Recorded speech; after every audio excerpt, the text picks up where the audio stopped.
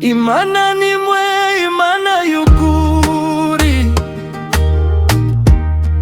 yaremye ijuru n'isi byose,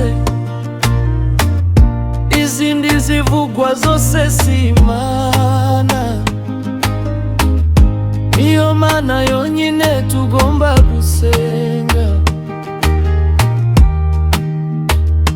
Muri byose ntitugomba gushidikanya, Imana niyo soko y'ukuri.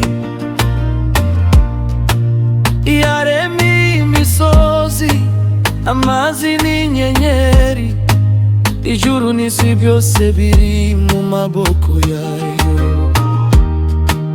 Abantu benshi bavuga izindi, ariko ntizikora ibikwiye.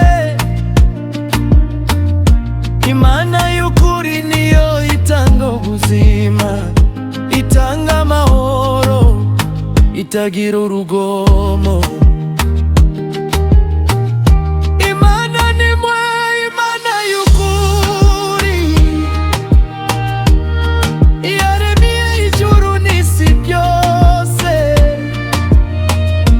izindi zivugwa zose si Imana.